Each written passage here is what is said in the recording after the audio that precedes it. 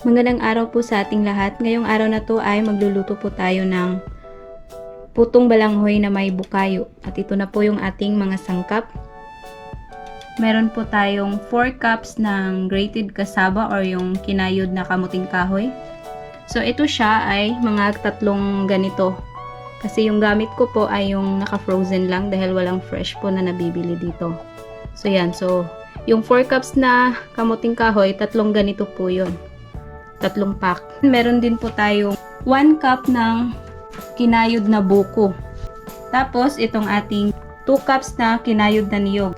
Gagamit po tayo ng brown sugar o kung meron po kayong muscovado sugar, mas magandang yun din po yung gagamitin natin. At saka, dahon ng saging. So, yan na po lahat yung ating mga ingredients na kakailanganin para sa ating putong balanghoy. So, uumpisahan na po natin. Ngayon, ang una po nating gagawin ay yung pagluluto or paggawa ng ating palaman na bukayo. So, dito sa ating saucepan or yung ating kawali, dito natin lulutuin yung ating palaman. So, sinindihan ko na po yung ating stove. At pwede na nating ilagay itong ating kinayod na niyog.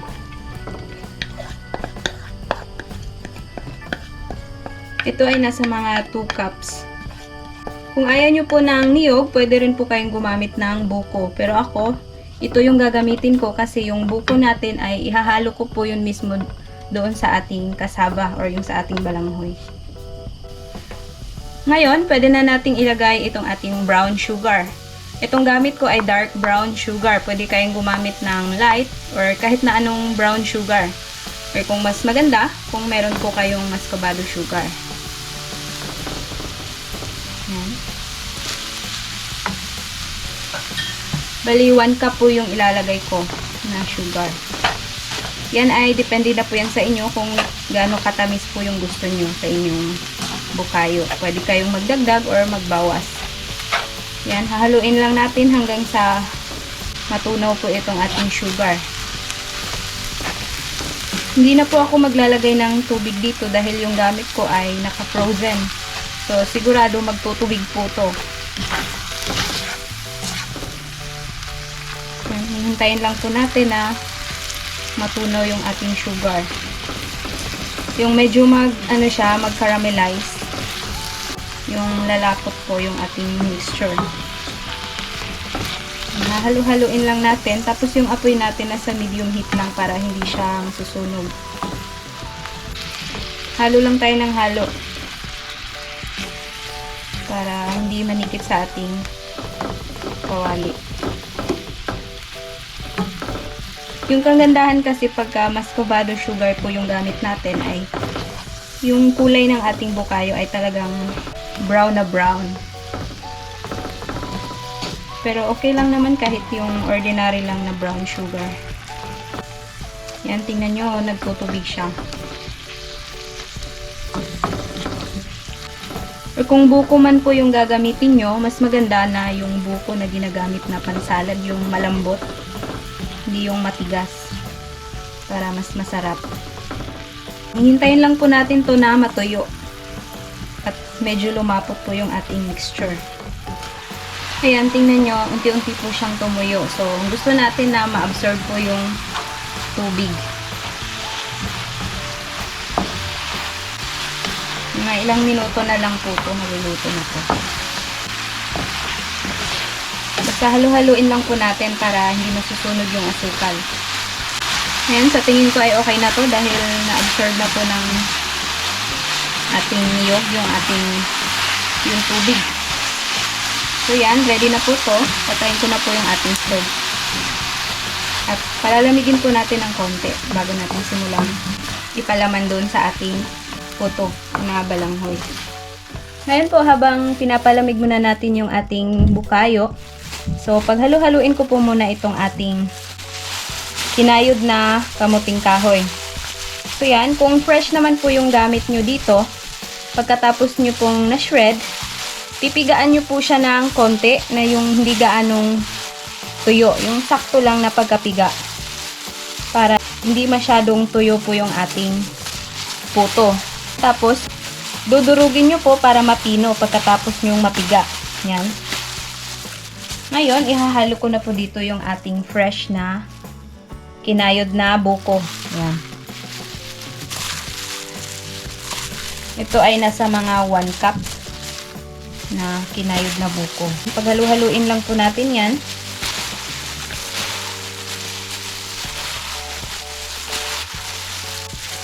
Pagkatapos ay pwede na nating timplahan ng asukal. Sa tingin ko, ang dami ng asukal na ilalagay ko dito ay nasa mga 3/4 cup or depende po sa inyo kung gusto nyo po ng medyo matamis. Pero kami kasi ayaw namin ng masyadong matamis. So, kayo na po bahalang mag-adjust sa dami ng asukal na ilalagay nyo. Kasi yung bukayo natin, matamis na din po yun. Kaya, i-adjust ko po yung sugar dito. So, mga 3/4 cup lang muna.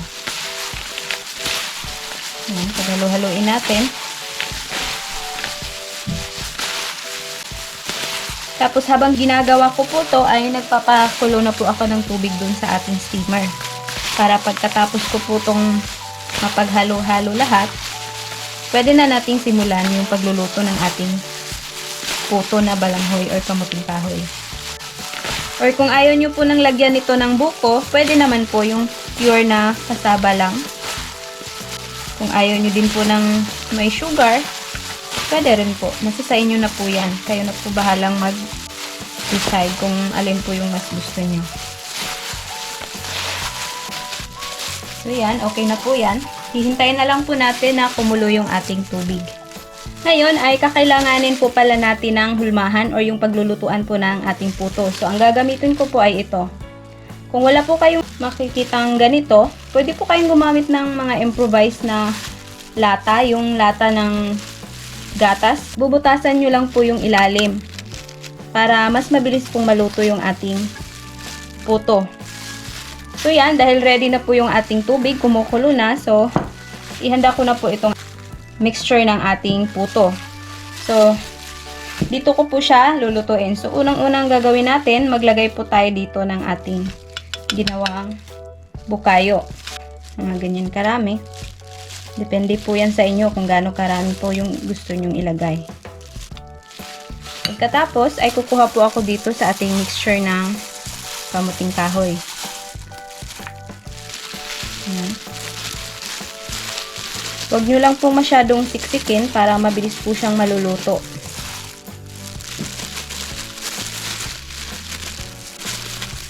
Ayan, mga ganyan karami.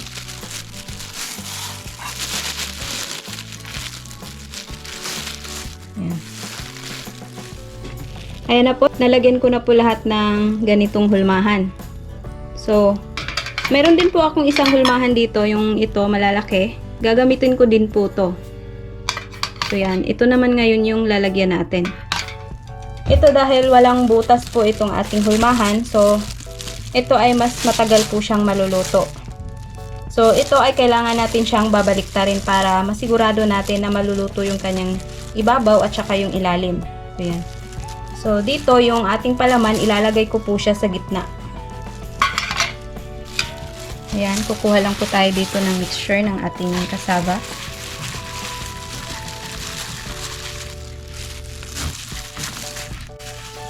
Tapos, lagyan natin ng ating ginawang bukayo dito sa gitna. So, bali, ipapalaman natin siya sa gitna.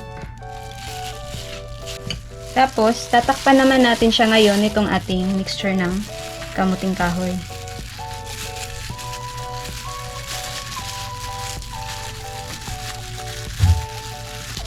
Ayan.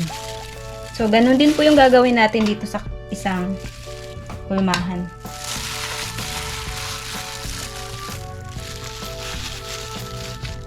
Sobrang sarap po nito. Pang-agahan, pang-merienda, pati pwede rin po yung gagawin nating pangbaon sa trabaho. Mabilis ka pong mabubusog nito. So, tamang-tama po yung ating mixture, pang isang salangan lang. Yung natitira kong bukayo, pwede pa natin tong magagamit sa susunod na mga recipe. So, isi-save ko to. Pwede nating ilagay sa ating freezer. Para kung gagawa tayo ng iba pang mga recipe, mas mabilis na lang. Hindi naman yan masisira. Pagka nailagay lang po natin sa ating ref. So, na-freeze natin. Ayan po, isasalang na po natin itong ating puto. Tatakpan po natin ng dahon ng saging or kung kahit anong pantakip po na gusto nyo. Pwede rin po yung tela. Para yung moist ng ating takip ay hindi siya mapupunta dito sa ating puto. Hindi mahuhulog sa ating mixture ng puto. Tapos pwede na nating takpan. Yan, lulutuin po natin yan ng 20 to 25 minutes or hanggang sa maluto po yung ating balanghoy. So, ipapakita ko po sa inyo mamaya kung ano po yung itsura pagkaluto na. Tapos, yung apoy natin, nasa medium to high heat lang po. So, babalikan po natin to mamaya. Kaya nakikita nyo na medyo may puti pa po yung ibabaw. So, ibig sabihin po niyan, hindi po siya gaanong luto. So, mga ilang minuto pa to para masigurado talaga natin na lutong-luto po yung ating kamuting kahoy. Yan pala ay binaliktad ko na po yan kanina para mas mabilis po siyang maluto dahil itong hulmahan na to ay wala pong butas sa gilid at saka sa ilalim. So, medyo matagal po siyang maluluto. Kumpara dito na may mga butas sa gilid, ito ay hindi na po kailangan pang babaliktarin. Yan, hihintayin na lang po natin yan na maluluto at okay na po. Tatakpan ko po siya ulit. Babalikan po natin mamaya pagka luto na talaga to. Itong ating putong balanghoy. Yan, i-check po natin kung talagang luto na. Sa tingin ko ay itong isa na may mga butas na yung kanyang molder ay siguradong luto na po to. Kaya hahanguin ko na po. Unahin ko po itong isa dahil mabilis lang naman po itong maluluto. Kasi may butas nga po yung kanyang molder. Ito, hindi ako sigurado. Baka hilaw pa yung gitna. Kaya iiwan ko po muna to. Ayan, palalamigin lang po natin to ng konti. Tapos, tatanggalin po natin siya sa ating molder. Ayan po, medyo lumamig na po ng konti itong ating putong balanghoy. So, ngayon ay pwede na natin tong tanggalin dito sa ating molder. So, yan, i-scrape lang po natin yung kanyang gilid para mabilis po natin siyang matanggal. Pagkatapos, meron po akong ginupit dito na dahon. Pwede natin siyang ilipat dito. So, yan. Itataob lang po natin. Yan.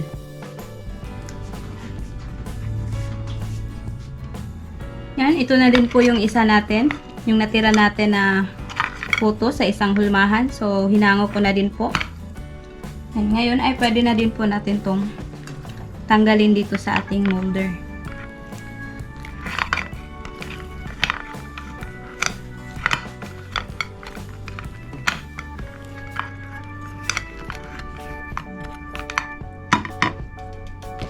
Tapos, ililipat ko siya dito sa ating dahon.